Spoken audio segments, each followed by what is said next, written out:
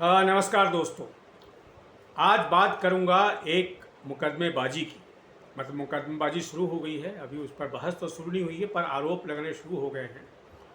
और दोस्तों, इसका जो संबंध है के ड्रामा से है। के ड्रामा आप जानते हैं, कोरियन ड्रामा को कहते हैं, जिनकी दुनिया में ज़बरदस्त लोकप्रियता है। और इस मामले में, इमेजिनेशन के मामले में, कोरियन ड्रामा बनाने के मामले में है, वो दुनिया में बहुत आगे निकल गए हैं।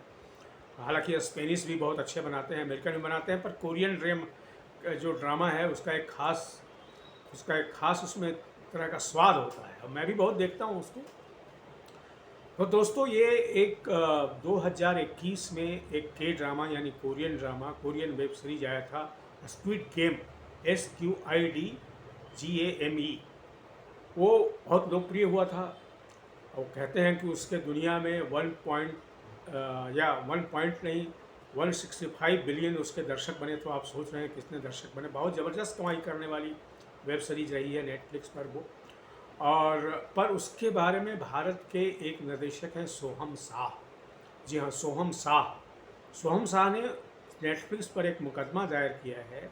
उनका कहना है कि उनकी एक फिल्म आई थी 2009 में, लक, LUC के लक, यानी कि भाग्य।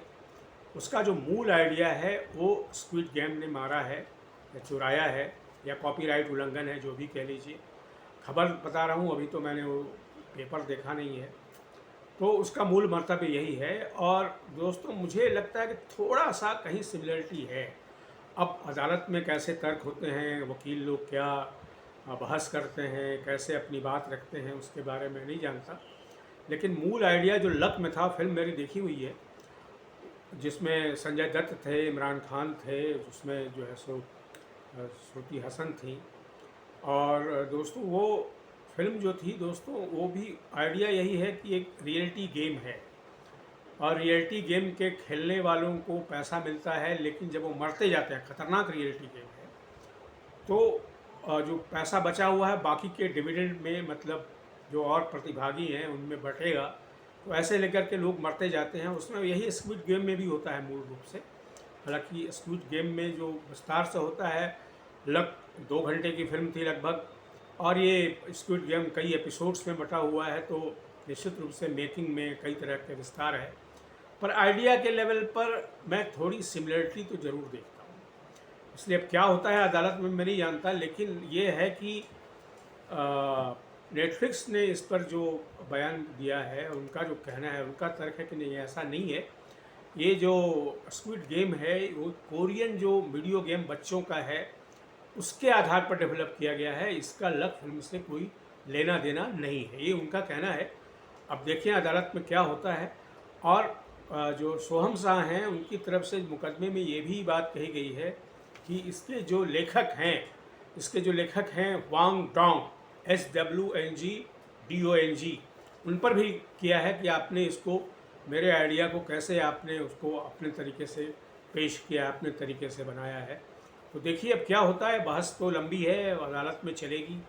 और इसी बीच स्क्विड गेम के बारे में खबर आई है कि उसका अगला वर्जन दिसंबर में आ रहा है, अगला जो और उसके बाद 2026 में भी अगला आएगा, यानी कि ये श्रृंखला जारी रहेगी। और कंट्रोवर्सी आ गई है, तो क्या होता है भविष्य में, ये तो अदालत के निर्णयों पर मालूम होता है। लेकिन बहरहाल नेटफ्लिक्स के अपनी तरफ से हैं, उनके भी अपने वकील होंगे। और के ड्रामा की जो ओरिजिनलिटी का जो पूरा दावा है, उसको सोहम शाह ने चैलेंज किया है, और लेखक पर भी चैलेंज किया है। और इसी बीच ऐसा भी हुआ है कि ये जो स्क्विड गेम के कुछ सारे एक्टर्स हैं, उसमें कई तरह के स्कैंडल में भी फंसे हैं। अब चूँकि वो भारतीय नहीं है, तो उनके बारे में ज़्यादा बात नहीं करूँगा, सिर्फ सूचना दे रहा हूँ कि उनके बारे में कुछ सेक्स स्कैंडल भी सामने आए हैं। तो पता नहीं उसका कोई लोकप्रियता पर असर पड़ता है कि नहीं पड़ता है। ये जो दिसंबर में आएगी, उसका जो अगली श्रृंखला आएगी उस पर। लेकिन बहरहाल स्क्विड गेम पर एक कंट्रोवर्सी तो शुरू हो गई है, और देखते हैं आगे आगे क्या होता है। दोस्तों, आज के वीडियो में दोस्तों सिर्फ इतना ही। आपसे निवेदन है कि मेरे इस YouTube चैनल को सब्सक्राइब करें, लाइक करें, और इस पर अपने कमेंट भी लिखें। और अगर आपने लक फिल्म भी देखी है, स्क्विड फिल्म भी देखी है, तो आपके अपने विचार क्या हैं इसके बारे में। आपने भी सोचा होगा। और वैसे लक अभी भी अवेलेबल है, उसको आप देख सकते हैं। स्क्विड गेम तो आपने देखा ही होगा। अगर आप वेब सीरीज़ के प्रेमी हैं तो बहुत ज़बरदस्त रही है। तो दोस्तों आप भी अपने विचार लिखिए क्या है इसके बारे में। Thank you very much.